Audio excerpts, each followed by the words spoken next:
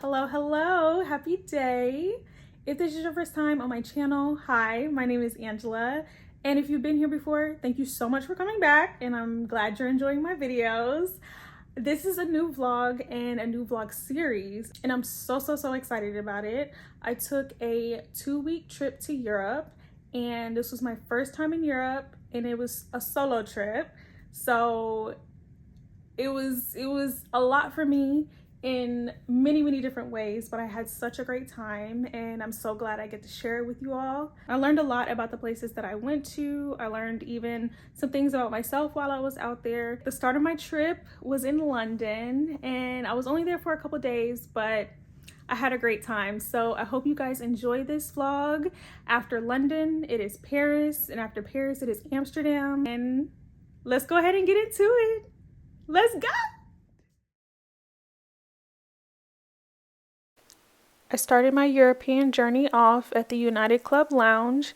I got a one-time pass, which was $59. Do I think it was worth it? Not really. I mean, the food was not good and it was very crowded in there. The free drinks are always nice, but I don't think I would pay extra to do this again.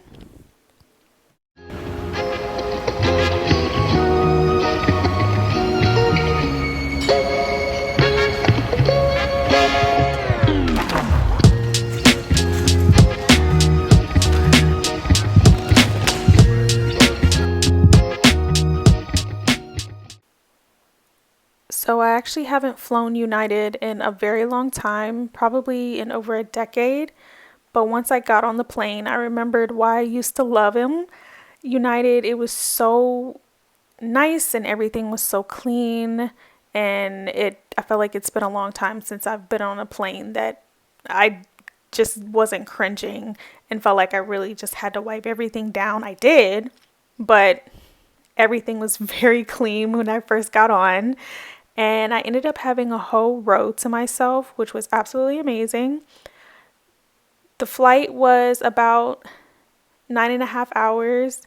I ended up watching Wicked for good in between falling asleep, but the movie selections were very good. And the food itself on the flight was regular schmegular plain food. It was not good, but you know, I was able to put a little bit on my stomach to last me throughout the flight.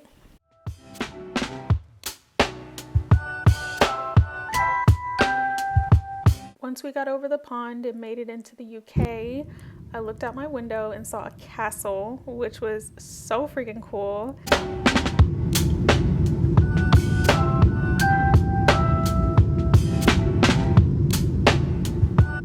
After landing, I took a taxi to my hotel, which was very expensive. I should have went with my gut and have taken an Uber because it would have been much cheaper, but it was a nice scenic route. Made it to the hotel. Let's have a look. It's very tiny, very tiny. So this is the door, my luggages, and then boom, this is the room. Only for a couple nights, so it'll do. And that is the bathroom and the toilet, and then shower. Yep, it'll do. This is the view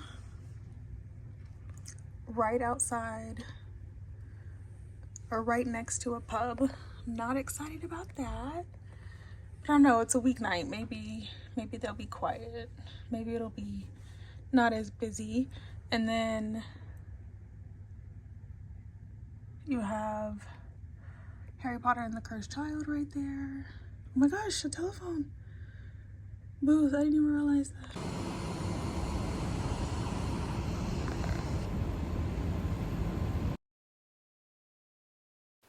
So the number one rule to fight jet lag is to not sleep. Don't even sit down and relax. I put my stuff down, unpacked just a little bit, and then immediately left my room to explore my hotel. And then I walked down to Oxford Street, which was not even a 10-minute walk, to get some coffee, and I got some banana bread, chocolate chip banana bread, which was actually pretty good. And then I went to Uniqlo and Primark to do some shopping. Then I took the tube over to see the Elizabeth Tower and London Eye. This was my first time taking the tube, and I used CityMapper my entire trip, which was wonderful, and I highly recommend using it. I still got lost and missed a few stops in a couple of the cities that I was in for this trip, but I highly recommend using CityMapper. But once I got over there, I was able to just walk around the area. I saw Elizabeth Tower and I got to hear Big Ben. And of course, I went over to the London Eye and just kind of walked around by the water and moseyed.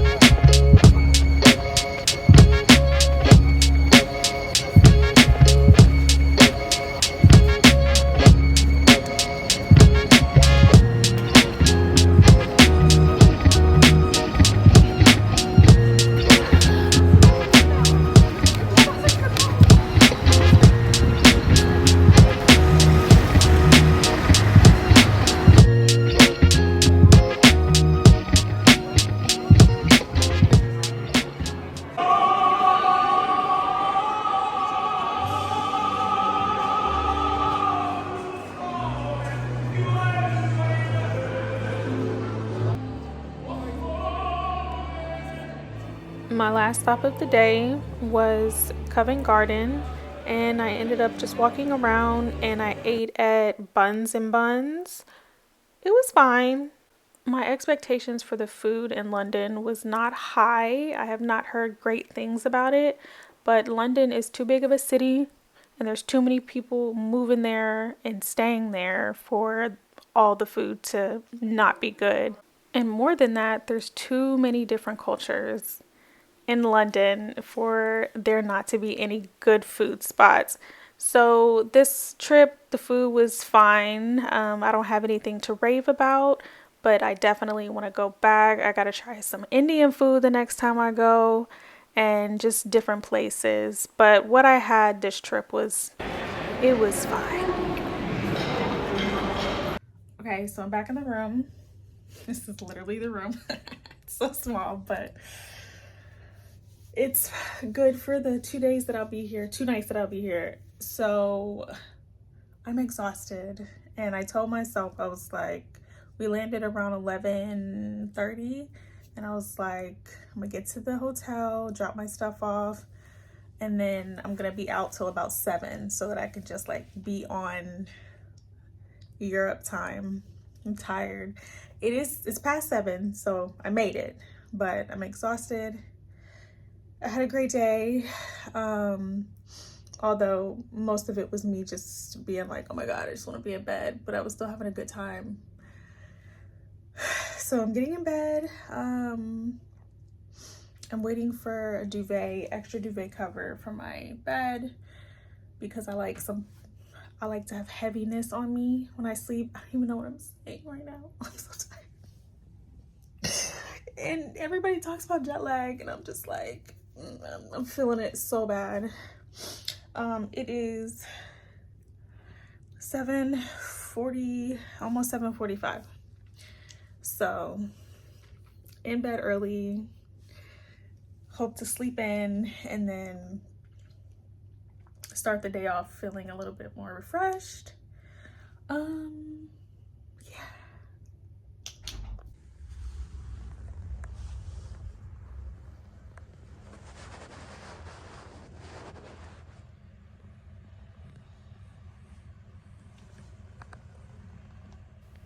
Good morning and welcome to day 2.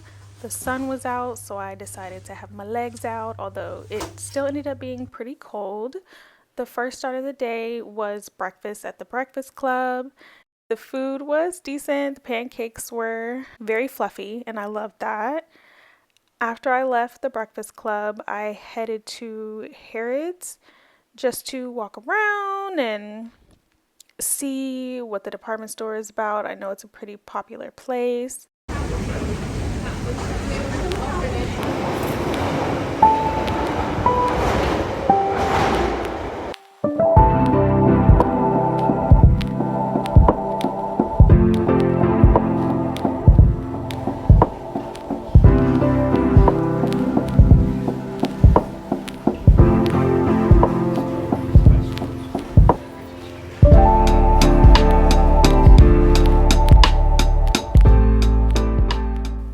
I did not explore most of the store because I was kind of on a time crunch because I had reservations. So I just walked around a little bit and I wanted to head to Notting Hill to see if I could see the beautiful houses. Well, I ended up missing my stop and I just got all discombobulated. I ended up finding my way to Notting Hill, but by the time I got there, I was very flustered and I walked up out of the tube station and stopped at the first coffee shop that was right there by the stairs. And I had a cup of tea and I was looking to see how far I had to go to see all the pretty houses, and it was pretty far.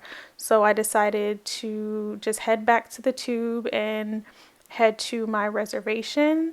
So Notting Hill is also on my list for the next time that I go. Now, anybody that knows me knows that I am a hot tea drinker all day, every day. And so, of course, I had to experience an afternoon tea while I was in London. I ended up booking an afternoon tea at Fortnum and Mason. I ended up getting there about 30 minutes before my reservation, so I walked around to each of the floors looking at all of the tea stuff that they had and accessories, and I was absolutely obsessed. I wanted to take so much home with me, but I did not get anything. I had no room to take much on the way back, so I had to be very selective. But once I went all the way upstairs and I was able to get in a little bit early with my reservation, which was really nice. And I ended up doing the classic afternoon tea and I added a glass of champagne with it. And altogether, price-wise, it was $158.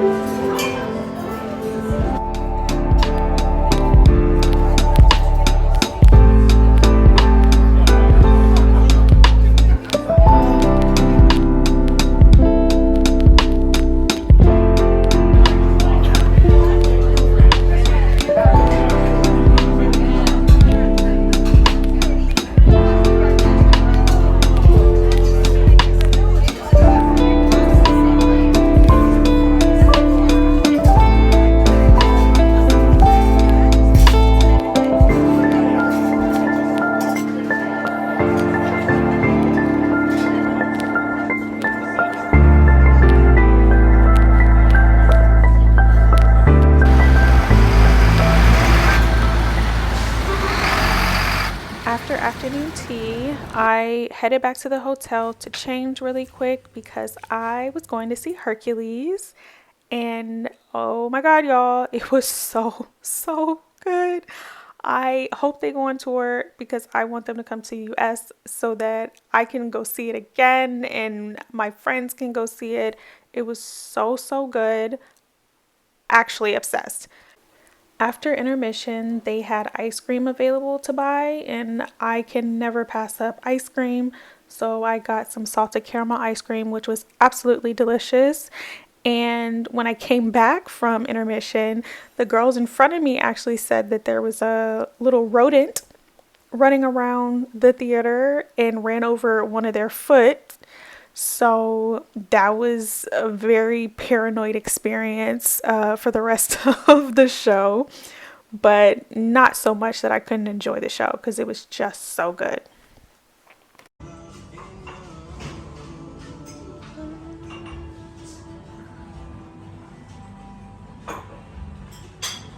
Good morning, good morning. I just had breakfast downstairs at the hotel. It was a continental breakfast. It was okay. It was fine. I'm about to head to the train station and it is 10:30 or 10:40, and this is my first time taking Eurostar, so my train leaves at 2:30.